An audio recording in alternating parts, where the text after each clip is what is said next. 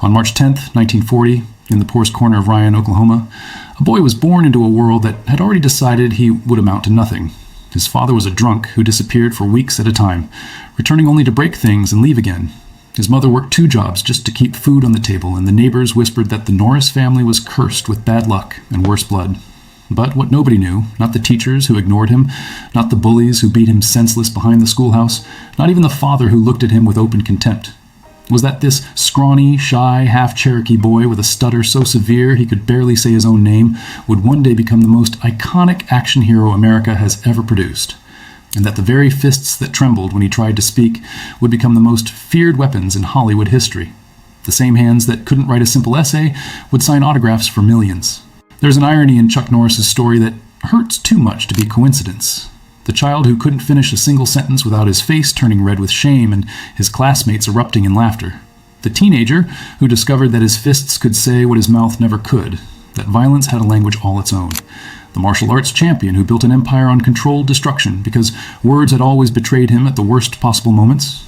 The action star who became synonymous with invincibility, with jokes about his superhuman powers spreading across the internet like wildfire, turning him into a living meme. All of that, so that time would arrive decades later and begin erasing exactly that, leaving behind a man who has outlived his own legend, his own relevance, and nearly everyone he ever loved. How does a boy who was beaten for being different become the man who would train Bruce Lee himself? What was happening behind those steel blue eyes when the cameras stopped rolling and the silence returned?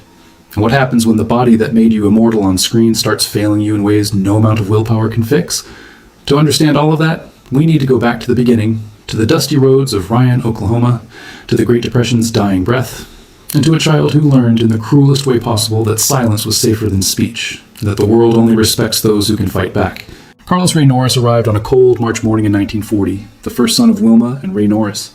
His father worked odd jobs when he bothered to work at all, moving the family from one desperate town to another across Oklahoma and Kansas, chasing opportunities that never materialized and promises that always broke. The houses were always small, always cold in winter, always filled with the thick tension that precedes violence. Young Carlos learned to read his father's moods the way other children learn to read books, watching for the signs that tonight would be one of those nights when hiding was the only option. His father, Ray Norris, was a mechanic by trade but a drunk by calling, a man who found more comfort in bottles than in his own sons. He was rarely present, and when he was, the family wished he wasn't. His mother, Wilma, half Irish and half Cherokee, worked herself to exhaustion trying to hold the family together with nothing but determination, prayer, and hands worn raw from labor. There was no luxury, no stability, no roadmap to anywhere better. But there was something more powerful than all of that. There was a child who felt the world too intensely and had no way to express it, no outlet for the fire burning inside him. Carlos was born with a stutter so profound that speaking became a form of torture. The words would build up inside him like a dam about to burst. But when he opened his mouth, they stuck there, trapped behind his tongue like prisoners refusing to be freed. In school, he wasn't Carlos. He wasn't even Chuck, the nickname his mother gave him, hoping it would make him tougher. He was simply the kid who couldn't talk right, the target of merciless bullying that carved scars deeper than any fist could cause. Children would circle him at recess, mimicking his stutter with exaggerated cruelty, watching his face turn crimson as he struggled to defend himself with words that refused to come. He was also painfully thin, non-athletic, and withdrawn into himself like a turtle retreating into its shell. The Cherokee blood in his veins made him look different enough to be an outsider, dark enough to be a target in the segregated schools of rural Oklahoma and Texas. He learned very early that invisibility was survival, that if you stayed quiet enough, small enough, maybe they would forget you existed and find someone else to torment. Years later, Chuck Norris would confess with a voice that still carried traces of that old shame, saying he was always the shy kid in the corner who never spoke up and never raised his hand. He believed he was worthless and that he would never amount to anything because that's what everyone told him every single day. When your own father looks at you like you're a disappointment before you've even had a chance to try, you start to believe it in your bones. At 12 years old, his parents divorced and his father vanished from his life almost entirely. For most people, this might have felt like a tragedy. For young Carlos, it was almost a relief. The violence stopped. The unpredictable rage stopped.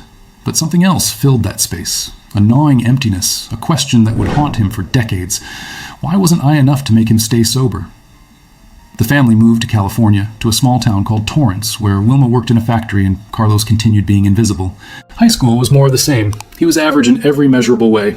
His grades were mediocre, he had no friends to speak of, girls didn't notice him, teachers forgot his name. He was drifting through life like a ghost, waiting for something he couldn't name. And then, in 1958, at 18 years old with no college prospects and no clear future, Carlos Ray Norris made a decision that would change everything. He enlisted in the United States Air Force. With previous dreams of normalcy closed, he discovered martial arts almost by accident, through the sheer boredom of military life. Stationed at Osan Air Base in South Korea, surrounded by men who talked too much and drank too hard, Carlos stumbled into a Tang-Soo-Do school near the base. He watched through the window one evening, mesmerized by the precision, the discipline, the silent language of controlled violence. He walked in the next day and asked to join. And when he stepped onto that mat for the first time, bowing to an instructor who didn't care about his stutter or his background or his broken family, something extraordinary happened. The inadequacy that had defined him for 18 years began to dissolve. On the mat, words didn't matter. Only action mattered. Only discipline, repetition, and the willingness to endure pain. For the first time in his life, Carlos Norris was good at something. Better than good. He was exceptional. The stutter didn't vanish completely, but it stopped mattering. In the dojo, he could communicate through movement, through the perfect execution of a kick that sang through the air like a promise kept. It wasn't talent yet. It was recognition. The silent, absolute certainty of having found the place where he belonged. Only Carlos was free when his body spoke the language his mouth never could. He trained obsessively. 4 hours a day, then 6, then 8. While other airmen chased girls and got drunk in Seoul, Carlos was in the dojo, bleeding through his knuckles, perfecting techniques until his muscles remembered them in his sleep.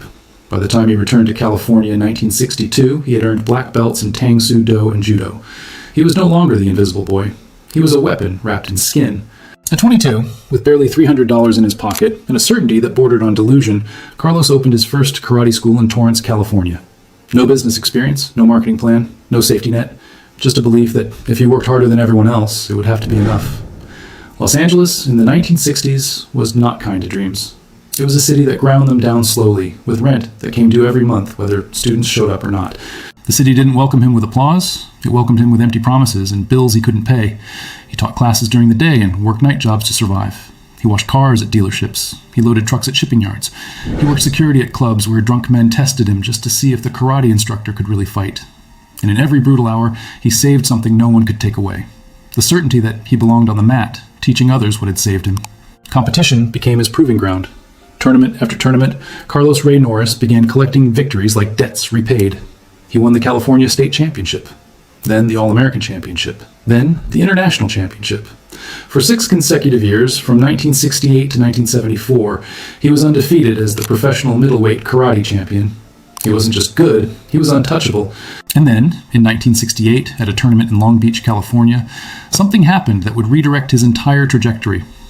A young Chinese-American martial artist named Bruce Lee was demonstrating his new style, Jeet Kune Do. Carlos watched, fascinated. After the demonstration, they spoke. Bruce saw something in Carlos that most people missed. Not just skill, but hunger. The kind of hunger that can't be taught. They became training partners, then friends. Bruce would come to Carlos's house and they would spar for hours, trading techniques, pushing each other past what they thought possible. And one afternoon, in 1972, Bruce looked at Carlos with those intense eyes and said something that sounded insane. "You should be in movies. You have the look. You have the skill. Why are you wasting it teaching?" Carlos laughed it off. He was 32 years old. He still struggled with his stutter. He had no acting experience. But Bruce was relentless. He called his contacts. He pushed. And finally, reluctantly, Carlos agreed to try. Bruce cast him as the villain in a film he was making. A small role. Just a fight scene, really. But it would be enough. In 1972, Chuck Norris appeared opposite Bruce Lee in The Way of the Dragon, filmed in Rome. The final fight scene in the Colosseum became legendary. It wasn't acting. It was two masters of their craft showing the world what real martial arts looked like. The film exploded internationally, earning over $130 million and establishing Bruce Lee as a global icon. And Chuck Norris, the kid who couldn't speak without stammering, suddenly had Hollywood calling. Not for his words, for his fists. But behind the red carpets and million-dollar contracts, something was beginning to crack. Success did not fix the boy who believed he was worthless. It only gave him a bigger stage to hide on. After Bruce Lee's sudden death in 1973, Chuck felt the weight of carrying the torch alone. He signed contracts, made films, and became one of the biggest action stars of the 1980s. Movies like Good Guys Wear Black, The Octagon, and Lone Wolf McQuade turned him into a household name. But success came with a price tag written in blood and regret. In the late 1980s and early 1990s, Chuck began making disastrous decisions. Films like the Delta Force sequels, Hellbound and Sidekicks, didn't just fail at the box office, they were humiliated by critics. The same industry that once celebrated him now tore him apart with reviews that called him wooden, outdated, a relic of a bygone era when muscles mattered more than acting. The world was changing. Audiences wanted complexity, vulnerability, nuance. Chuck offered the only thing he knew how to give: silent strength. And suddenly, that wasn't enough anymore. But the real destruction was happening behind closed doors, in places the cameras couldn't reach. In 1958, Chuck married his high school sweetheart, Diane Holcheck. For 30 years, they built a life together. They had 2 sons, Mike and Eric. From the outside, they looked like the American dream. But the price of living at that level of exposure is brutal, and no one warns you when you're climbing. The constant travel, filming on different continents for months at a time, the schedules that never aligned, the priorities that separated like 2 rivers that share an origin but end in different seas. In 1988, after 30 years of marriage, Diane filed for divorce. The news circled the entertainment world quickly. The headlines were cruel with a characteristic coldness of media that feeds on broken things. For the world, it was just another Hollywood story. For Chuck, it was the collapse of something he had built with his own hands for 3 decades. He remarried in 1998 to Gina O'Kelly, 23 years his junior, trying to rebuild what time had taken. Then came the physical reckoning. Decades of fight scenes without stunt doubles, of doing his own stunts because he didn't trust anyone else to make it look real, had destroyed his body piece by piece. He has survived multiple back injuries, torn ligaments in both knees, broken ribs, and a neck injury that doctors said should have left him paralyzed. "I've broken almost everything that can be broken," he admitted in an interview with a smile that didn't reach his eyes. "But I would do it all again." In 2013, something happened that broke him in ways no punch ever could. His wife Gina underwent routine MRI scans with gadolinium-based contrast agents. Within hours, she became violently ill. For months, she deteriorated. The doctors couldn't explain it. Chuck watched helplessly as the woman he loved suffered, spending over $2 million on treatments, flying to clinics around the world searching for answers. She would later be diagnosed with gadolinium poisoning, her body racked with pain that no amount of money or fame could fix. Chuck Norris, the man who had defeated every opponent, who had built a career on being unstoppable, could do nothing but hold her hand and watch her fight a battle he couldn't win for her. The helplessness was devastating. Fame gave him everything, but it also stole his peace, his privacy, and irreparable pieces of his heart. By the mid-2000s, before Walker, Texas Ranger found new life in syndication, Chuck was considered washed up by Hollywood standards. His film career had stalled. Studios didn't return calls. Younger, faster, more marketable action stars had taken his place. He would confess years later that he felt invisible again, like when he was a child. The world had moved on without asking his permission. But Chuck Norris had survived worse things than irrelevance. In 2005, something unexpected happened. The internet discovered him, not as an actor, but as a myth. Chuck Norris facts became a viral phenomenon. Absurd, hilarious claims about his superhuman abilities spread across the early internet like wildfire. Chuck Norris doesn't do push-ups. He pushes the earth down. When Chuck Norris enters the water, he doesn't get wet. The water gets Chuck Norrised. At first, he didn't understand it. Then he embraced it.